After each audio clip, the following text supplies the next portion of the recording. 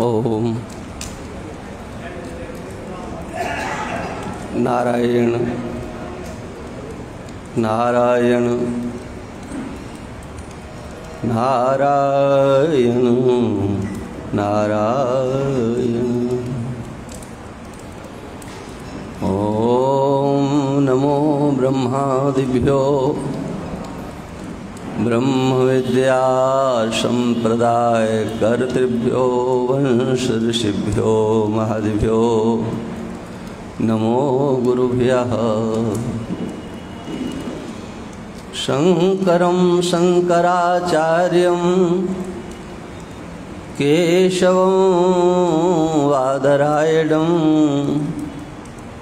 सूत्रभाष्यकृतौ वन्दे भगवन्तौ पुनः पुनः। प्रशान्तभावं शिवमद्वितीयं प्रदायकं मुक्तिमखण्डबोधं प्रणाशकं मोहमदादिदोषान् प्रणमामि तं सद्गुरुवामदेवम्। मंगलं दिशतु मे विनायको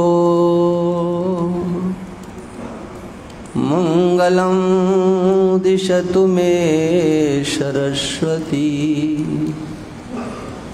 मंगलं दिशतु मे महेश्वरी मंगलं दिशतु मे सदाशिवः। नमोस्तु रामाय सलक्ष्मणाय देव्यै च तस्यै जनकात्मजायै। नमोस्तु रुद्रेन्द्रयमानिलेभ्यो नमोस्तु चन्द्रार्कमरुद्गणेभ्यः। प्रपन्नपारिजाताय स्तोत्रवेत्रैकपाणये ज्ञानमुद्राय कृष्णाय गीतामृतदुहे नमः। यत्र यत्र रघुनाथ कीर्तनं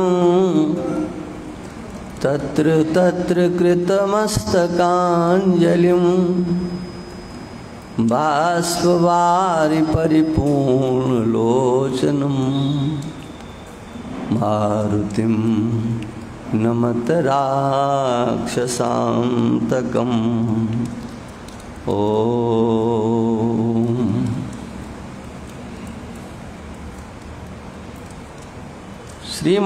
श्रीमन्नारायण नारायण नारायण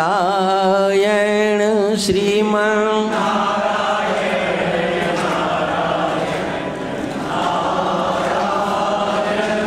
भजमन नारायण नारायण नारायण भजमन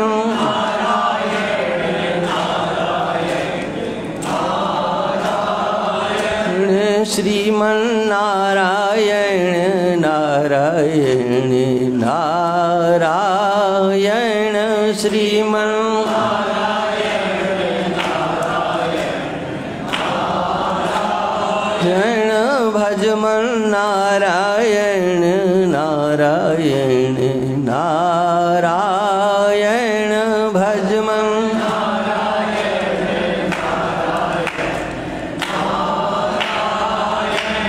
बद्री नारायण नारायण नारायण बद्री नारायण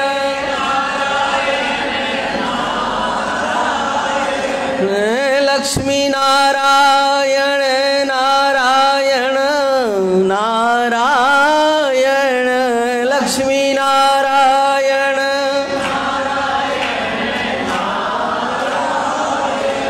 श्रीमन्नारायण नारायण नारायण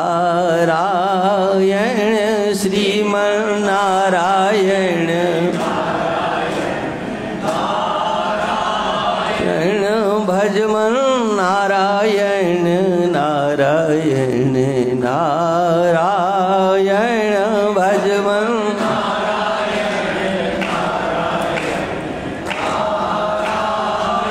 बोलिए सच्चिदानंद भगवान की, श्री राम धाम सरकार की, सत्य सनातन धर्म की जय। नमः पार्वती पते हर हर महादेव।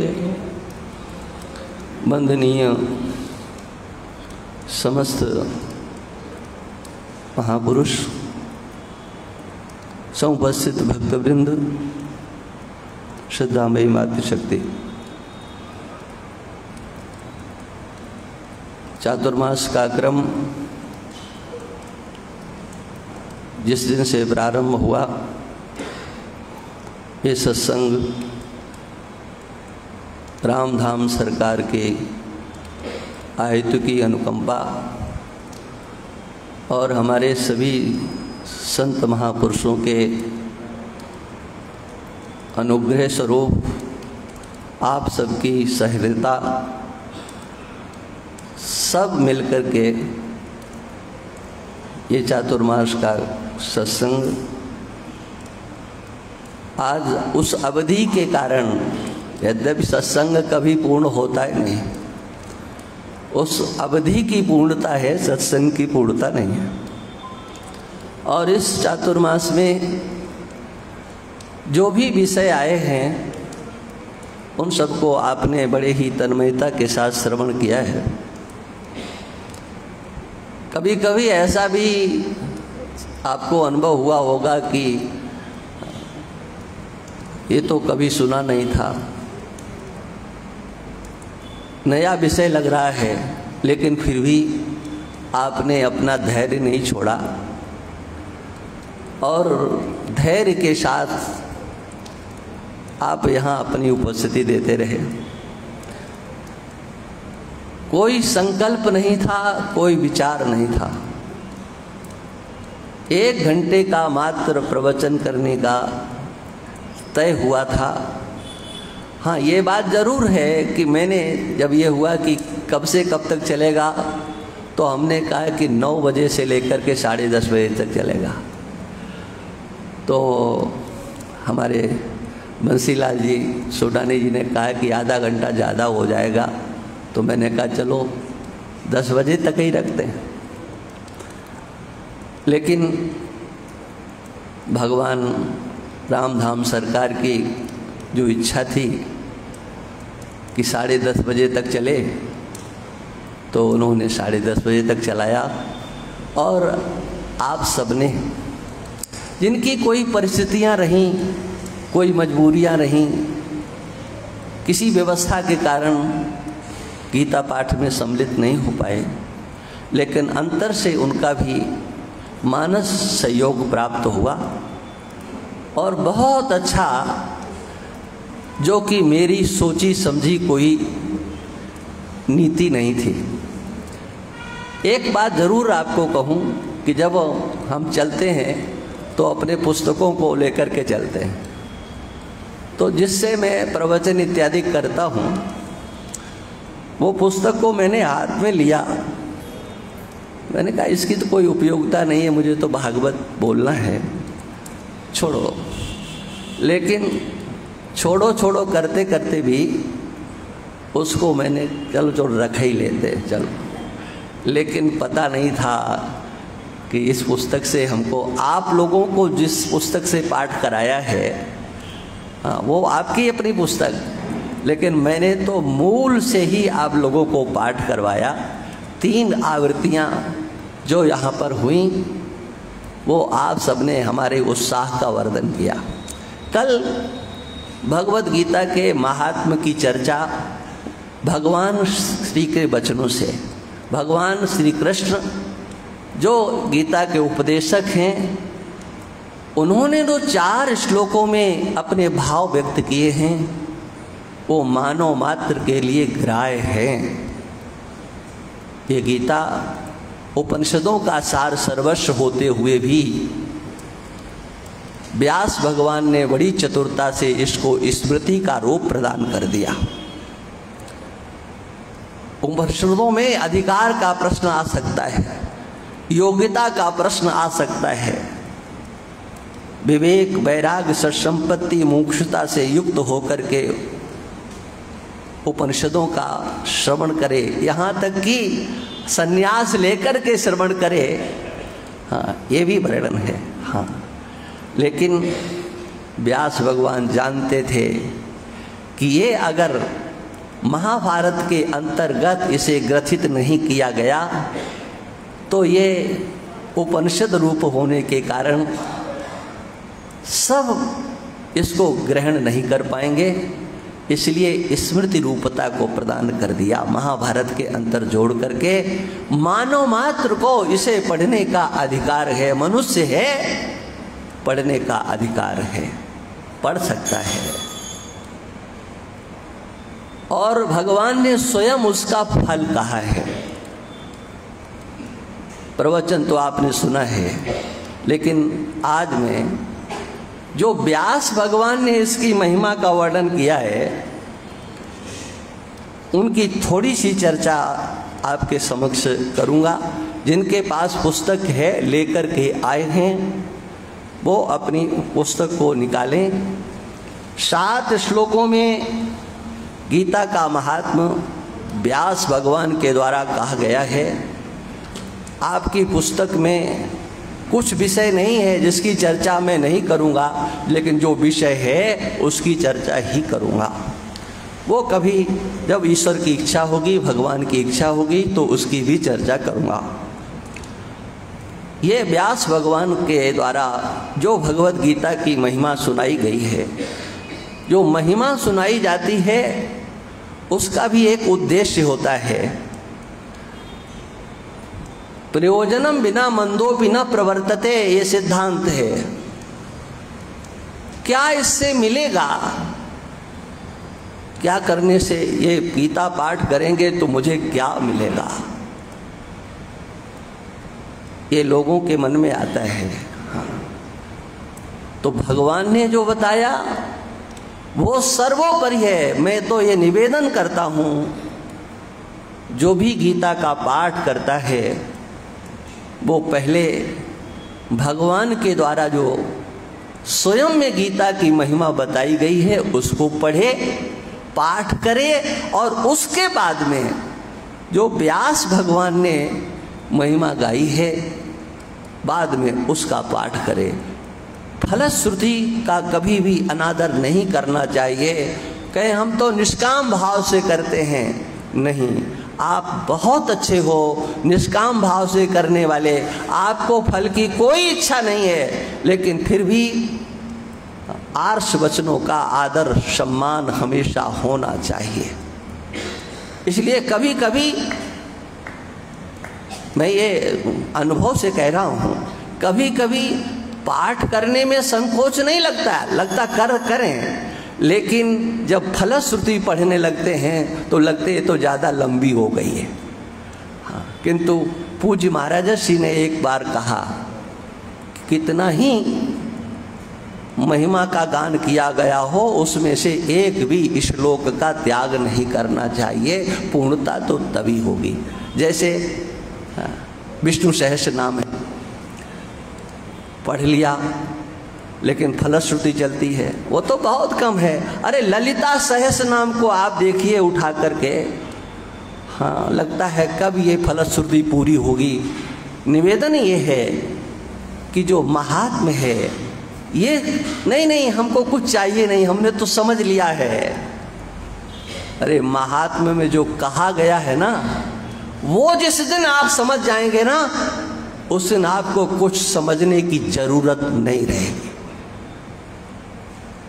जिस दिन आपने व्यास भगवान के द्वारा जो गीता का महात्म्य बताया गया है, उस दिन आपने समझ लिया आप पूर्ण हैं, आप मुक्त हैं, संसार बंधन से आप रहित हैं। एक बार समझ तो लो, और समझोगे तब जब पहले सुनोगे, इसलिए समझना आपके ऊपर, सुनाना हमारे ऊपर। तो हम आपको सुना रहे हैं, आप समझेंगे कि नहीं समझेंगे ये हमारी गारंटी नहीं है। हमारी गारंटी तो केवल सुनाने की है। गीता शास्त्रमिदं पुण्यम यह पठेत प्रयतः पुमान्। गीता शास्त्रमिदं पुण्यम यह पठेत प्रयतः पुमान्। विष्णोः पद्मवाप्नोति भयशोकादिवर्जितः। एक श्लोक ये आपकी समझ में आ जाए, आप मुक्त हो गए हो। हाँ, ये गीता की महिमा है। व्यास भगवान कहते हैं गीता शास्त्रम इदम पुण्यम, इदम पुण्यम गीता शास्त्रम। ये गीता शास्त्र हाँ साक्षात पुण्य स्वरूप है। भगवान ने कल धर्म स्वरूप कहा था, जिसमें कोई मिलावट नहीं है, विशुद्ध धर्म है। और व्यास भगवान कहते हैं साक्षात पुण्य स्वरूप है। आपको पुण्य प्राप्त करने के लिए बहुत कुछ करना पड़ेगा, लेकिन बिना कुछ किए पुण्य मिल जाए, बोले हाँ मिल सकता है। क्या करें? यह पठेत प्रयतः पुमान्, यह पुमान् प्रयतः पठेत। जो पुरुष प्रयतः पठेत, प्रयतः का अर्थ तो बजरा बहुत बड़ा है, लेकिन संक्षेप से इतना समझ लीजिए, हाँ यत्न पूर्वक, यत्न पूर्वक पाठ करना। यत्न, हाँ क्या करें महाराज, समय नहीं मिलता है। दुनिया के लिए समय है, गीता पढ़ने के लिए समय नहीं है। उनके लिए कहते हैं कि समय निकालो, यत्न पूर्वक यत्न करो, गीता पढ़ने का यत्न करो। बोले हम कुछ नहीं जानते हैं। मैं आपको बताऊं, गीता भवन में मैंने देखा, ऋषिकेश में ऐसे पुरुष, ऐसी माताएं जिन्हें कुछ भी नहीं आता, काखा गा नहीं आता, लेकिन उन्हें पूरे 700 श्लोक शुद्ध कंठस्थ हैं। मैंने देखा उनको कैसे। हाँ, हमारे शर्मा जी बैठे इस बात जानते हैं, हाँ, मंदसौर से पधारे हुए। केवल सुन करके पाठ होता है, सुन करके पूरी गीता को उन्होंने याद कर लिया, कंठस्थ कर लिया। हाँ, तो क्या आप थोड़ा पढ़ने का भी समय नहीं निकाल सकते? निकालो। यत्न पूर्वक यदि आपने गीता पाठ करने का समय निकाला, मिलेगा क्या? कहते हैं विष्णु का सिंहासन मिलेगा।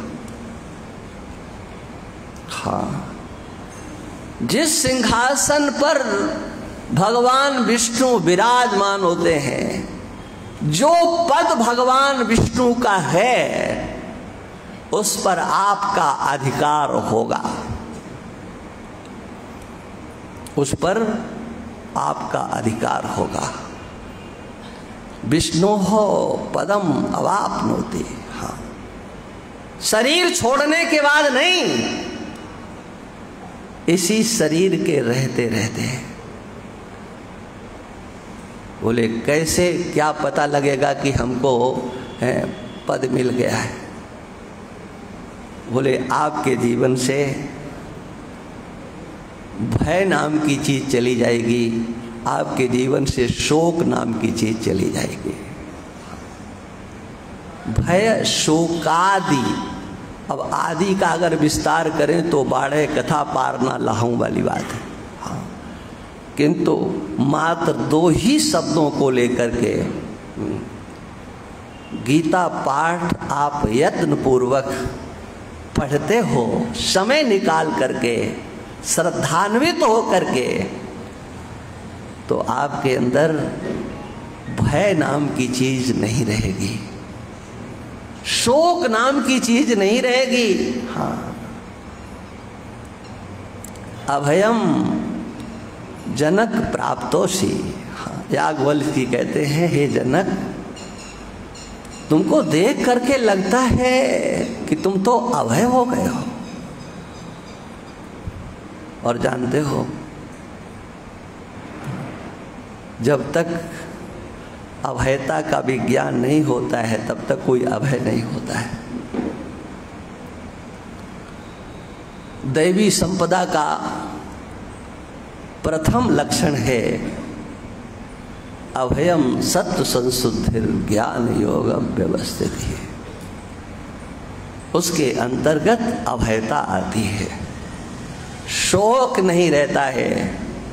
इस शोक का निवारण करने वाला अगर कोई संसार में है, कोई यदि आपके शोक को दूर कर सकता है तो उसका नाम है भगवत गीता का ज्ञान।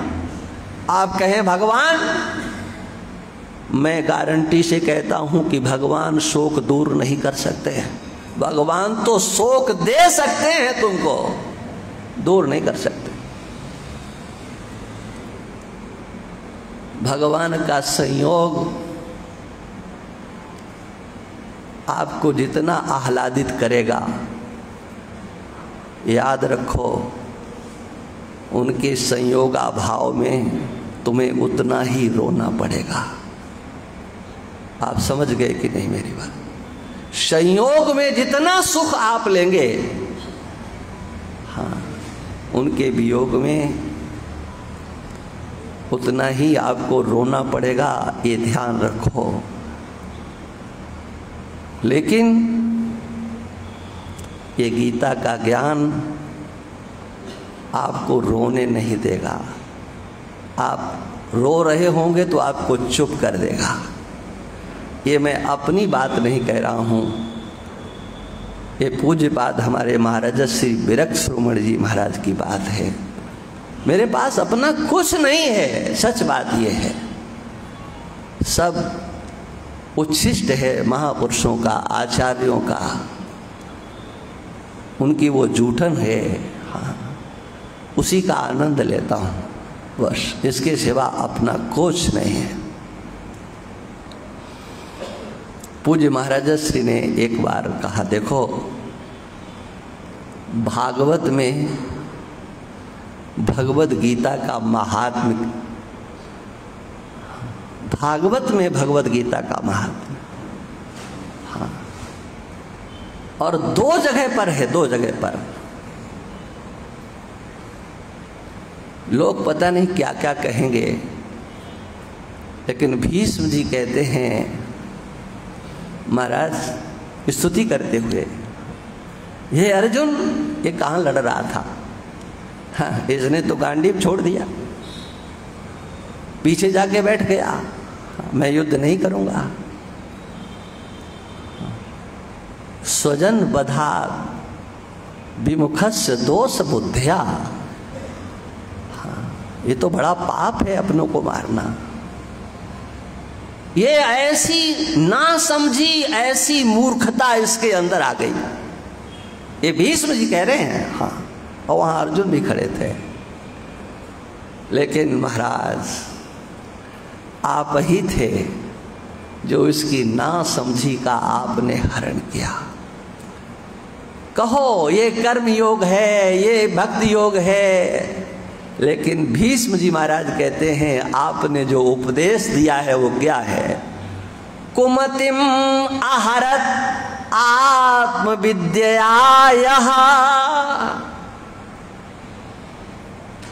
आपने अर्जुन की कुमति का हरण किया, किससे?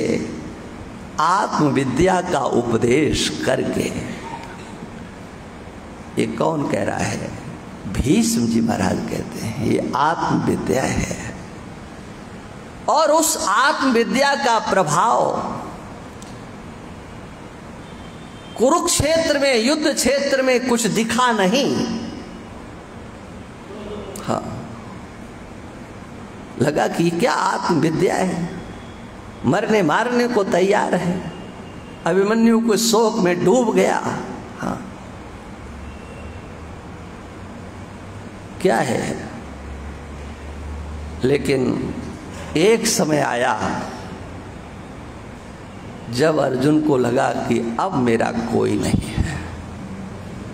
द्वारका से लौट करके आए, युधिष्ठिर के सामने आकर के रोने लगे।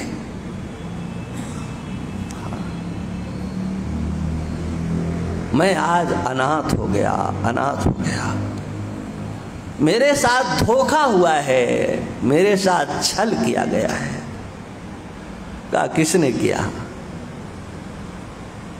बोले जो कहते थे तुम मेरे मित्र हो, तुम मेरे सखा हो, तुम मेरे भ्राता हो, उन्होंने हमारे साथ धोखा किया। वो हमें छोड़ करके चले गए।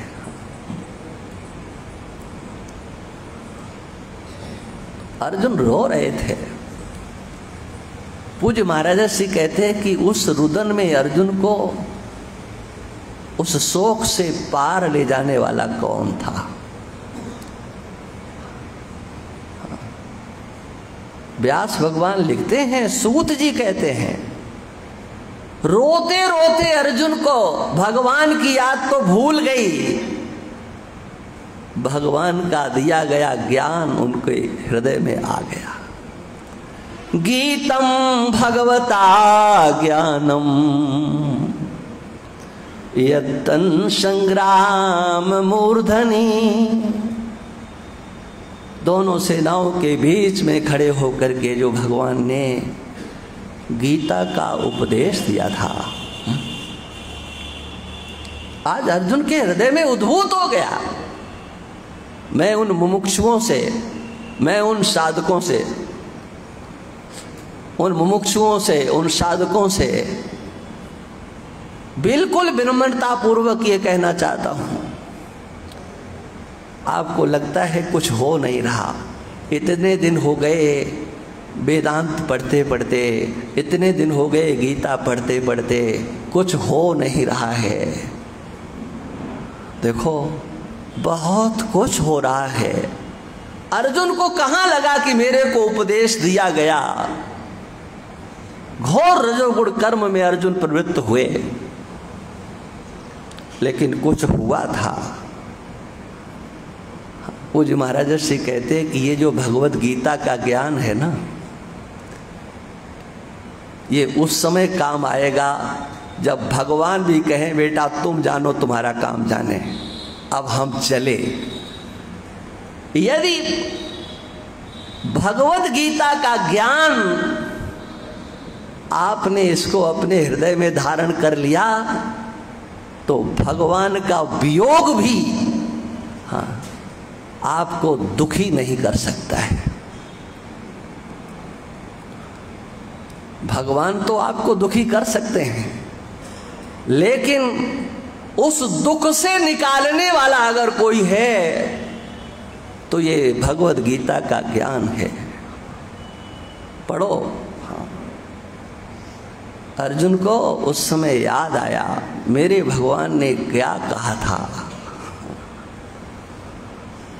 मैंने पूछा था आपका चिंतन कैसे करूं, हमेशा आपकी स्मृति बनी रहे, कभी आप विस्मृत न हो। भगवान ने कहा था अहम आत्मा गुढ़ाकेश। अर्जुन मैं आत्मा हूं, अहम के रूप में जिसका स्फुरण हो रहा है। ये जो विज्ञान है ना, अर्जुन के हृदय में उसमें स्फुरित हो गया। और हुआ क्या देखो, भागवत देखो, व्यास भगवान ने लिखा, विशोको ब्रह्म संपत्त्या संचिन्न द्वैत संशयः। विशोको, शोक से रहित जो अर्जुन के नेत्रों की अश्रुधारा बंद नहीं हो रही थी, एकदम वो अश्रुधारा रोक गई। अर्जुन शोक से शून्य हो गया। क्या मिला? हाँ, कहा ब्रह्म संपत्त्या, ब्रह्म संपत्ति की प्राप्ति हो गई। हाँ, ब्रह्म भी एक संपत्ति है। ब्रह्म ज्ञान संपत्ति अर्जुन को कब प्राप्त हुई? जब भगवान उनका साथ छोड़ करके चले गए। बात तो बहुत सी है, हाँ, लेकिन भैंसों का आदि वर्जिता, ये गीता का ज्ञान हमारे आपके हृदय में आ जाए। यत्न करो। मैं आपको किसी भी पाठ के करने से रोक नहीं रहा हूं, केवल इतना आग्रह कर रहा हूं, ये भगवत गीता, इसको भी आप अपने हृदय में स्थान दो। आपकी वाणी पर ये भगवान की वाणी आ जाए। देखो क्या मिलने वाला है। व्याख्या तो बहुत है, लेकिन मैं संक्षेप से सबकी थोड़ी थोड़ी सी। गीताध्ययनशीलस्य प्राणायाम परस्य च नैव सन्ति हि पापानि पूर्व जन्म कृतानि च। देखो सरल है बिल्कुल। गीताध्ययनशीलस्य, यहाँ पर एक शब्द पड़ा हुआ है जिस पर जल्दी ध्यान नहीं जाता है। ये हमारे महापुरुष बैठे हैं, दंडी स्वामी शंकरानंद सरस्वती जी महाराज, डॉक्टर नारायण चैतन्य जी महाराज, स्वामी सर्वेश्वरानंद जी महाराज। इनको देख करके लगता है कि छिपाओ मत, बोल दो। पाठ करना एक अलग चीज है, अध्ययन करना भी एक अलग चीज है। व्यास भगवान कहते हैं अध्ययनशीलस्य, गीता का अध्ययन करना जिसका स्वभाव बन गया है, हाँ, जिसके स्वभाव में, यहां जल्दी ध्यान नहीं जाता है, शर्त लगा दी। हाँ, स्वभाव लोगों की जैसी आदत होती है ना, आदत तो आप समझते हो, कुर्सी पे बैठे पैर हिला रहे, फर्श पर बैठे फर्श को खोंच रहे, कुछ भी कर, आदत पड़ गई है। हाँ, ऐसे आदत करते नहीं हैं। जो कुर्सी पे बैठ के पैर हिलाते हैं, क्या वो हिलाते हैं? हिलता है। ऐसे ही आप बहुत सी सब बातें समझ लेना, बहुत सी बातें हैं, हमें उधर नहीं जाना है। अध्ययनशील, हाँ, एक दिन मैंने कहा ना, धर्मशील कोटिन मह कोई। शील का अर्थ उसके अंतस्थ में और कुछ सोचने समझने का समय ही नहीं होता है। उसका चिंतन, भगवान की वाणी का चिंतन। हाँ, प्राणायाम परस्या, ये हाँ, रामदेव जी वाले के चक्कर में मत चले जाना, वो भी ठीक है। हाँ, प्राणों का संयमन। एक दिन मैंने कहा था ना, एक पद होता है, पदार्थ होता है, हाँ, भावार्थ होता है और तात्पर्यार्थ होता है। यहाँ जो विषय आगे दिया गया है वो क्या है? प्राणों का संयमन करने से, प्राणों का संयमन का फल क्या है? आप योग दर्शन देखो, प्राणों के संयमन का फल है मन को नियंत्रित करना, और मन को नियंत्रित करने का फल है अपने ज्ञानेंद्रिय और कर्मेंद्रियों को नियंत्रित करना, और इस सब का फल है चित्त को एकाग्र करना। ये प्राणायाम है तो और भी महाराज की कृपा है, विरक्त शिरोमणि जी महाराज का पूरा आशीर्वाद उनकी कृपा है, और वृंदावन बिहारी लाल वो तो अपने हृदय में बैठे हैं, कहीं बाहर जाते नहीं। अर्थ तो बहुत हो सकता है, लेकिन कहा कि उसका फल क्या है। देखो वर्तमान में आपको पता है आपसे कितना अच्छा हुआ है और कितना बुरा हुआ है ना, वर्तमान। लेकिन एक बात बता दें, हाँ, आपको टेंशन कौन देता है, अच्छा कि बुरा? ये टेंशन की हिंदी नहीं जानता हूं, लेकिन सुन सुन करके बोलने लगा। हाँ, कुछ शब्द ऐसे हैं जो आप लोगों ने बार बार कानों में सुना सुना करके डाल दिए। हाँ, आपको विक्षेप कौन देता है? आपके पुण्य कर्म आपको विक्षेप देते हैं कि पाप कर्म? हाँ, याद किसकी आती है, सोचो जरा। अच्छा, वर्तमान की तो याद आ जाती है, लेकिन पूर्व जन्म का हिसाब किताब आपके पास नहीं है।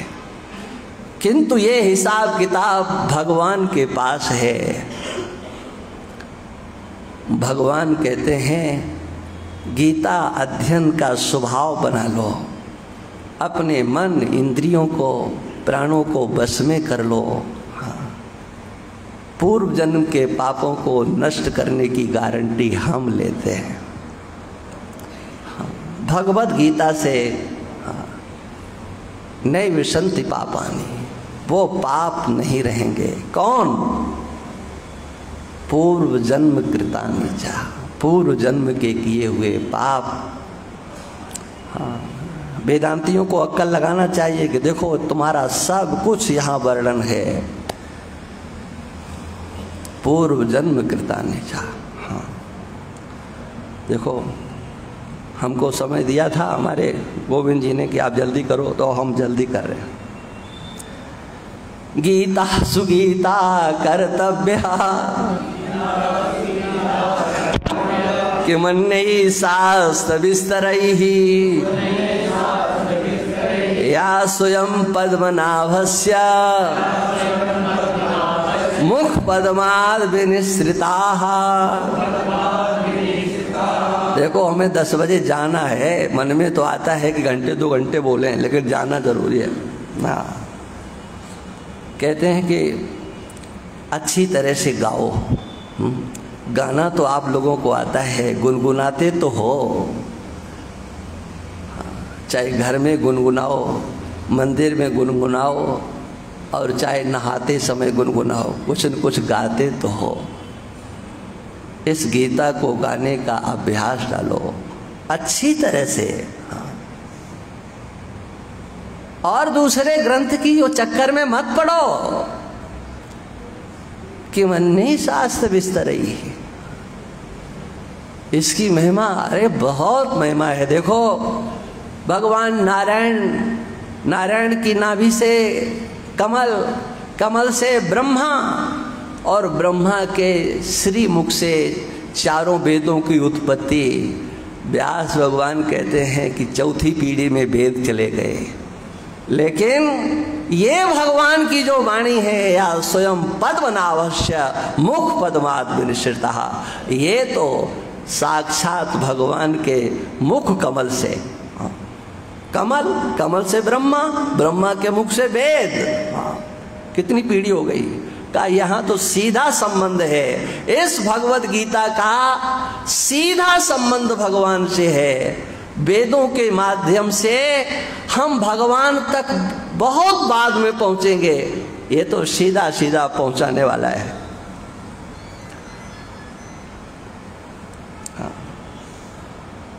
भारतामृत सर्वस्वम विष्णोर्वक्त्राद् विनिसृतम् गीता गंगोदकं पीत्वा पुनर्जन्म न विद्यते। एक बार गीता गंगोदक पी लो। हाँ, ये गीता गंगा है। हाँ, गंगोदक। हाँ, एक बार इसका पान कर लो, आपको दूसरे जन्म की प्राप्ति नहीं होगी। हाँ, सर्वोपनिषदो गावो दोग्धा गोपाल नंदनः पार्थो वत्सा सुधीर भोक्ता दुग्धम गीतामृतम महत्। आप सब समझदार हो। हाँ, बुद्धि तो आपके सबके पास है। श्रीमान लोगों, इस बुद्धि को केवल भज कलदारम में मत लगाओ। हाँ, इस बुद्धि को भगवत गीता के अध्ययन में भी लगा दो। पूरी मत लगाओ, कुछ परसेंट तो निकाल लो। हाँ, क्योंकि आप लोग परसेंट ही ज़्यादा हो। कितने परसेंट? तो वो आप अपने हिसाब से कुछ परसेंट बुद्धि भगवत गीता के लिए लगा दो, क्योंकि आप बुद्धिमान हो। ईश्वर ने वह प्रज्ञा दे करके आपको भेजा है जिस प्रज्ञा से आप जीवन मुक्त हो करके आवागमन के चक्कर से छोड़ सकते हो। एकम शास्त्रम देवकी पुत्र गीता मैं को देवो देवकी पुत्र एव एको मंत्रस्तस्य नामान्यानि कर्माप्येकं तस्य देवस्य सेवा। ये सीधा सीधा श्लोक है, इसमें ज़्यादा कोई प्रवचन की जरूरत नहीं है। आप सब लोगों ने जो उत्साह बढ़ाया है इस गीता पाठ में, पूरे सत्संग में, चातुर्मास में, आप सब इसके लिए धन्यवाद के पात्र हैं। हमारे द्वारा अगर कुछ ऐसा कहा गया हो जो आपको लगा हो, लगा माने अच्छा नहीं लगा हो, हाँ, और हम भी चाहते हैं कि हम बोलें और तुम्हें अच्छा न लगे, क्योंकि अच्छा ही अच्छा लगा तो फिर क्या लगा। कुछ ऐसा हुई होना चाहिए जो लगे। हाँ, आप सबने इस चातुर्मास को बहुत अच्छी ढंग से संपादित किया है।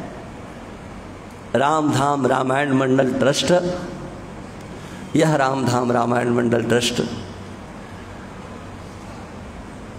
अपने बनाए गए कार्यक्रम के अनुसार इसमें विधिवत सभी ट्रस्टीगण संलग्न रहे। इस चातुर्मास के मूल में दो पात्र हैं, एक बंसीलाल जी सोडानी और दूसरे बीणा माता मान सिंह का। इन दोनों का बहुत विशेष आग्रह था ये कार्यक्रम हो, और वो हुआ। रामधाम सरकार साक्षी रहे, उनके सानिध्य में कार्यक्रम हुआ। प्रत्यक्ष जो भगवान की मूर्ति के रूप में यहाँ पर जो संत गण हैं, पूज्यपाद दंडी स्वामी शंकरानंद सरस्वती जी महाराज, डॉक्टर स्वामी नारायण चैतन्य जी और हमारे स्वामी सर्वेश्वरानंद जी, लक्ष्मणानंद जी और मितानंद जी महाराज, ये सब इनकी ऐसी अहेतुकी अनुकंपा है। देखो, दंडी स्वामी शंकरानंद सरस्वती जी महाराज, हाँ, ये इनको हम अग्रज के रूप में मानते हैं। ये हमसे पहले घर छोड़ा, और हमने जब घर छोड़ा तो हमको अगर कोई सबसे पहले मिले थे तो यही मिले थे। हाँ।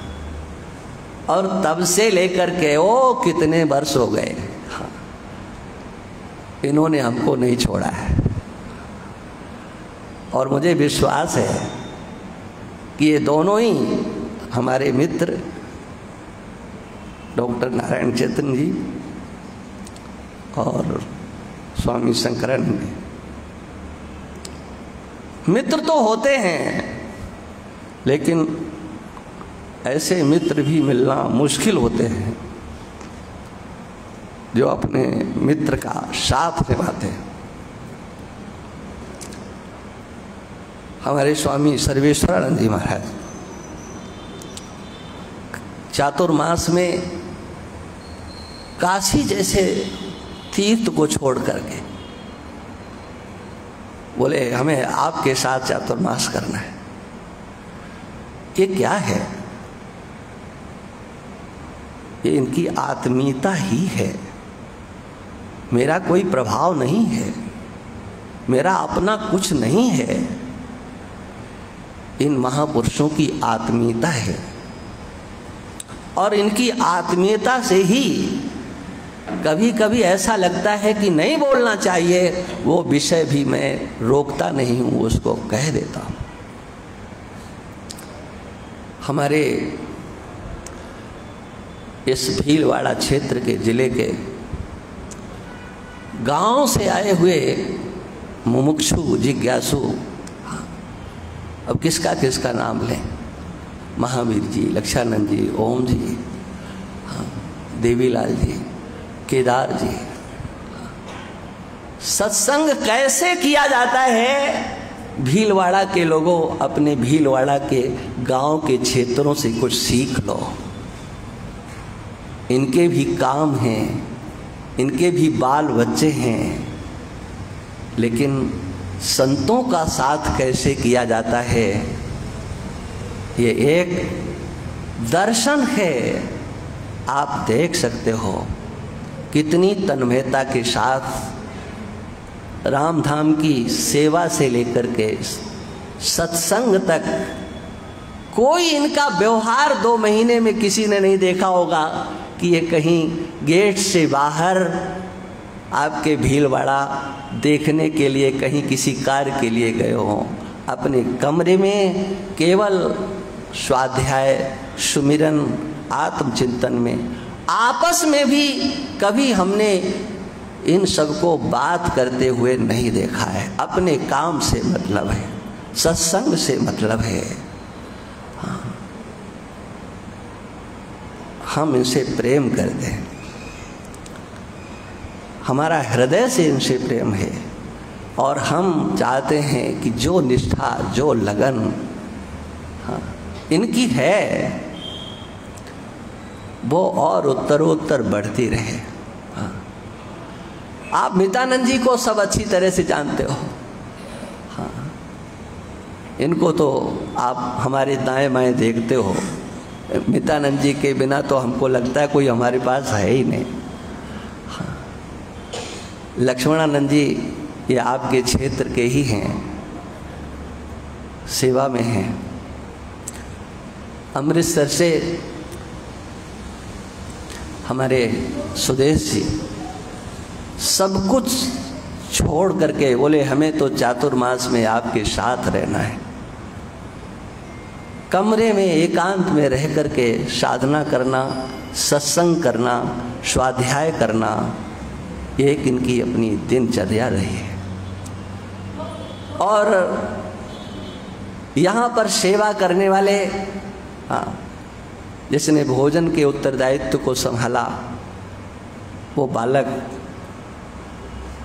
2 महीने में उसकी किसी भी महात्मा ने, किसी भक्त ने शिकायत नहीं की, इतनी तत्परता से। और रामधाम रामायण मंडल के ट्रस्टी ये तो महाराज आकंठ सेवा में डूबे रहे। हाँ, वो सब जानते हैं कि कौन किसने, उसका नाम लेकर के कहने से कोई लाभ नहीं है, लेकिन हम इतना जरूर चाहेंगे, ये विरक्त आश्रम है, यहाँ गौशाला है, यहाँ पर देवालय है। संतों के स्थान की मर्यादा का पालन करना, मर्यादा बना करके रखना, पवित्रता को रखना, ये भीलवाड़ा के रामधाम में आने वाले प्रत्येक नागरिक का कर्तव्य है। मैं स्वच्छता को पसंद नहीं करता हूँ, मैं पवित्रता को पसंद करता हूँ। संकेत में कह रहा हूँ, रामधाम, इसकी मर्यादा, इसकी पवित्रता, ये सुरक्षित रहना चाहिए। और मुझे विश्वास है कि एक नई ऊर्जा के रूप में हमें बहुत कुछ अच्छा दिखाई पड़ रहा है। माननीय स्वर्गीय शंकर बाबू जी, उनका स्मरण होता है, माता पार्वती का स्मरण होता है, लेकिन ये भी मुझको लगता है कि उनके सुपुत्र, वो उनके उस मार्ग को, उस सेवा परायणता को बहुत आगे लेकर के जाएंगे। शिव कुमार जी मानसिंह के सुपुत्र हेमंत जी की तत्परता तो स्पष्ट नजर आ रही है। बंसीलाल सोडानी जी ने अपने सुपुत्र गोविंद जी को जो भार दिया है, मुझे विश्वास है कि वो आत्मीयता से उसको निभा रहे हैं और निभाते रहेंगे। और आप सबने जिस बालक को, ऐसा हम समझते हैं, ये अभिषेक का जन्म ही रामधाम में हुआ। जब से इसने चलना सीखा, तब से इस रामधाम में, और अब ये महामंत्री का उत्तरदायित्व आप सबने दिया है। इसलिए मुझे विश्वास है कि ये रामधाम अपनी मर्यादा को रखने में पूर्ण रूप से सक्षम होगा। मेरी भावना को आप सब लोग समझेंगे। मैं तो भगवान से प्रार्थना करता हूँ, और केवल एक प्रार्थना करता हूँ, जासु नाम भव भेषज हरन घोर त्रयशूल, सो कृपालु हम सब पर रहु सदा अनुकूल। ये हनुमान जी महाराज बैठे हुए हैं, इनसे प्रार्थना करते हुए मैं अपनी वाणी को विराम दूंगा, क्योंकि इनके बिना काम नहीं चलता है। राम दुआरे तुम रखवारे। इनसे हमारी हाथ जोड़ करके एक प्रार्थना है, प्रभु सन कहियो दंडवत, तुम्हें कहूँ कर जोर, बार बार रघुनायक ही सुरत करायो मोर। बोलिए रामधाम सरकार। बोल सियावर रामचंद्र भगवान की, रामधाम सरकार की। पूरे ऊर्जा से भरे हुए हैं तो जयकारे में कमी न हो। बोल संत समाज की, सभी मातृशक्ति भाइयों बहनों, यह चातुर्मास का प्रवचन ऐसा लग रहा है कि महाराज श्री की ओजस्वी वाणी हम सबको सुनने को मिलती रहे, परंतु सब तरह की मर्यादाओं को रखते हुए आज हम समापन की ओर बढ़ रहे हैं। समापन के पूर्व मैं अभी हमारे महासचिव श्री अभिषेक जी से निवेदन करूंगा कि वे अपने शब्दों से सभी को संबोधित करने का कष्ट करें।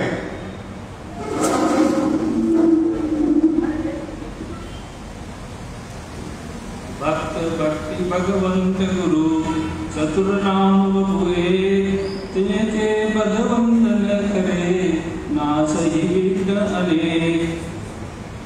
मैं स्वामी अरविंद जी महाराज जी, हमारे स्वामी अरविंद जी महाराज जी के श्री चरणों में एवं सभी संतों के श्री चरणों में प्रणाम करते हुए आप सभी धर्म प्रेमी श्रद्धालुओं का रामधाम रामायण मंडल ट्रस्ट की ओर से हार्दिक अभिनंदन करता हूँ। ये रामधाम भूमि हमारे सद्गुरुदेव प्रतीक्षानंद जी महाराज के द्वारा स्थापित तपोभूमि है। इस भूमि पर कई संतों ने, विरक्त संतों ने आगमन किया, इस भूमि की रज को पवित्र किया है। किंतु ये हमारे सौभाग्य का विषय है कि रामधाम में स्वामी जी का चतुर्मास नियत हुआ और बड़े आनंद के साथ संपादित हुआ। ये हमारे ऊपर प्रभु की विशेष कृपा है, क्योंकि भगवान राम मानस में भी यही बोलते हैं कि जब द्रवहि दीन दयालु राघव साधु संगति पाइए। तो ईश्वर की विशेष कृपा जब हम सब पर होती है तो संतों का सत्संग मिलता है। तो इसलिए हम लोगों को ये विश्वास मानना चाहिए कि अकारण करुणावलय राघवेंद्र सरकार की हम सभी के ऊपर विशेष कृपा हुई, जो स्वामी जी महाराज के सत्संग का लाभ मिला है। यूँ अगर स्वामी जी महाराज के बारे में बताया तो स्वामी जी महाराज जी सन 1985 से ही रामधाम में आते रहे हैं। इनकी तपस्थली रही है, कर्मस्थली रही है। किंतु मैं ये विश्वास के साथ कह सकता हूँ कि अन्य किसी संतों का रामधाम के प्रति हित चिंतन अथवा मर्यादा के बारे में कोई विचार रहा हो अथवा नहीं रहा हो, हमारे स्वामी जी महाराज का रामधाम के बारे में हित चिंतन, मर्यादा के बारे में चिंतन हमेशा से ही रहा है। और मैं रामधाम रामायण मंडल ट्रस्ट की तरफ से स्वामी जी महाराज को ये आश्वस्त विश्वास दिलाता हूँ कि रामधाम की मर्यादा, इस आश्रम की मर्यादा बिल्कुल आपकी आशानुरूप रहेगी। और हम सभी लोग, अभी सभी श्रद्धालु भक्तजन ट्रस्टी लोग इसकी मर्यादा को अक्षुण्ण रखने का प्राणपण से प्रयास करेंगे। स्वामी जी महाराज का ये भाव आप लोगों ने देखा होगा कि इन्होंने गीता पाठ के माध्यम से 3 आवृत्तियों के माध्यम से हम लोगों को विशेष सत्संग का लाभ दिया। ये बड़ी बहुत ही महत्वपूर्ण कार्य है और हम सभी लोगों को इस बारे में ध्यान देना चाहिए। ये कार्य व्यवस्थित रूप से नित्य प्रति अपने स्वाध्याय में शामिल हो और गीता जी का पाठ हम लोग नित्य प्रति करें। इसके साथ में ही गोविंद जी भाई साहब ने एक विशेष नित्य सत्संग की योजना का प्रारंभ किया है। तो मैं चाहूंगा कि आप सभी लोग इस नित्य सत्संग में आके और अपने धर्म लाभ प्राप्त करें। मैं इसके साथ में आप सभी लोगों का, जिन्होंने तन मन धन से प्रत्यक्ष अथवा अप्रत्यक्ष रूप से रामधाम में इस चतुर्मास के कार्यक्रम में सहयोग किया है, उनका हृदय से साधुवाद। बोले रामधाम सरकार की जय। धन्यवाद। नारायण, मेरा ध्यान रखो, मेरा ध्यान रखो, जी स्वामी, मेरा ध्यान रखो, मेरी घड़ी आगे बढ़ रही है। जी जी। हम महाराज श्री से निवेदन करेंगे और रामधाम के भक्त बड़े अभिलाषा में बैठे हैं कि ये जो गीता पाठ है इसकी कुछ महिमा और बढ़े और हमें इस प्रकार आगे सहयोग दे, यानी आशीर्वाद दे। ऐसे कुछ भक्तों के नाम भी थे जो स्वामी जी को आग्रह करे थे। तो हम स्वामी जी से चाहेंगे कि आने वाले समय में हमें अपने आशीर्वचन के लिए हमें आश्वस्त करें। ऐसा आप सबसे रामधाम रामायण मंडल ट्रस्ट की ओर से करबद्ध निवेदन है। आपसे करबद्ध निवेदन आगे के समय के लिए। आगे का समय, अब देखो यहाँ प्रवचन होगा तो गीता पर ही होगा। यदि सभी यहाँ जितने भी बैठे हैं ये संकल्प करें, आने वाली जो गीता जयंती है उस गीता जयंती पर 9 दिन का कार्यक्रम यहाँ पर रखा जाए और उसमें आप सब लोग दोनों समय का समय दें। यदि इसमें कटिबद्ध हो, पाठ भी हो और प्रवचन भी हो, तो हम कुछ सोच सकते हैं। आश्वस्त करिए, भगवान कुछ व्यवस्थाएं करेंगे। आश्वस्त हमको तुम करो। नहीं, बन पड़ेगा, पूरा करेंगे। हमारे साथ में और भी भक्त जुड़े हैं। श्रीमान सुरेश जी गोयल जो विश्व हिंदू परिषद के प्रदेश पदाधिकारी हैं, बहुत आग्रह है उनका, और इसको हम किसी न किसी प्रकार से रामधाम रामायण मंडल ट्रस्ट से जो गीता जयंती आएगी उसके ऊपर मैं इतना चाहूँगा, गीता जयंती का जो कार्यक्रम हो उसमें जो ट्रस्टीगण है ना, वो अपने चेहरे का दर्शन जरूर कराएं। इतना तो ध्यान रखो, जब ट्रस्टीगण आएंगे तो दूसरे भी बिना बुलाए आएंगे। जब नाव हो, हाँ, बैठने वाले हों और कोई चलाने वाला नहीं हो तो फिर कैसा लगता है। इसलिए मैं समस्त ट्रस्टीगणों से अनुरोध करता हूँ, चातुर्मास के सत्संग में 2 दिन आए 4 दिन आए, मैं उसका हिसाब नहीं रखता हूँ, किंतु आप समस्त जो ट्रस्टीगण हैं उन श्रीमानों से मेरा निवेदन है, गीता जयंती का कार्यक्रम अगर आप लोग तय करते हो तो उन दिनों में आपकी उपस्थिति चाहिए, और ऐसा अगर होता है तो मैं 9 दिनों का नहीं 11 दिन का समय देने को तैयार हूँ।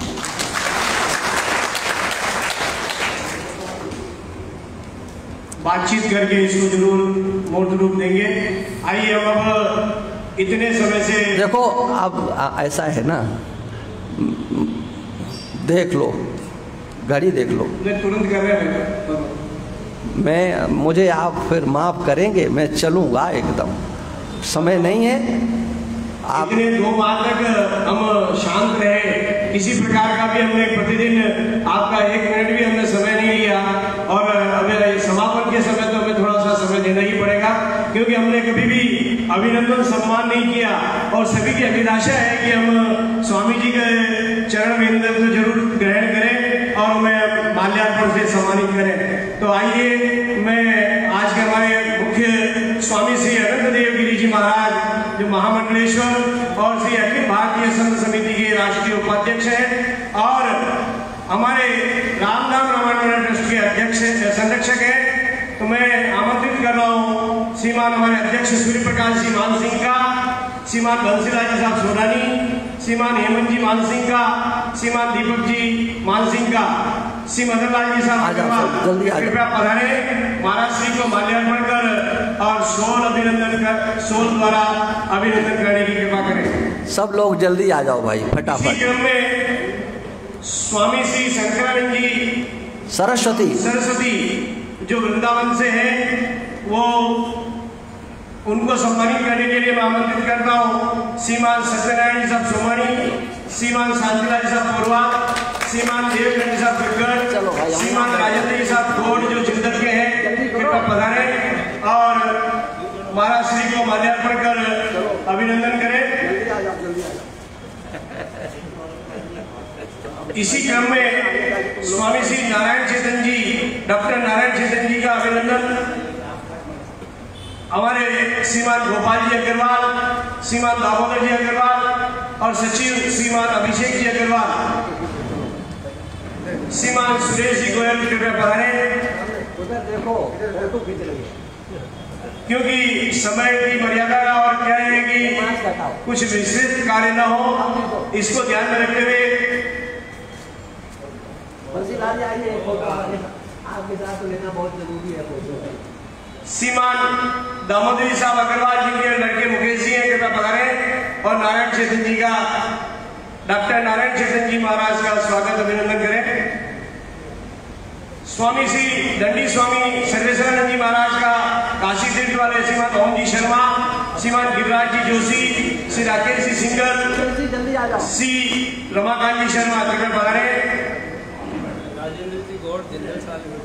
इसी क्रम में अच्छा मन बहुत ही अच्छे भाव बहुत कौशिक में भी श्रीमान देवराज अजमेरा, स्वामी श्री लक्ष्मणानंद जी का शौर और माल्यार्पण से अभिनंदन के लिए गिरिराज जी साहब दादीज, श्री राम गोपाल जी साहब गुप्ता, श्री नंद किशोर जी साहब शर्मा, श्री रमेश जी जैकेटिया, कृपया पधारे। श्रीमान स्वामी श्री नित्यानंद जी बंगाली बाबा, उनके स्वागत अभिनंदन के लिए श्रीमान गिरिराज जी जोशी, श्री जयप्रकाश जी अग्रवाल, श्री प्रकाश जी अग्रवाल, डॉक्टर अभिषेक जी दादीज, कृपया पधारे।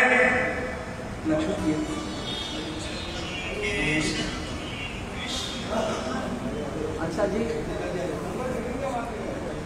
बहुत बहुत धन्यवाद। चलो, इसी के संग हमारे यहाँ पर जो भंडारी के श्री पिंटू जी वृंदावन वाले कृपया पधारे, जिन्होंने महाराज श्री के भोजन की व्यवस्था की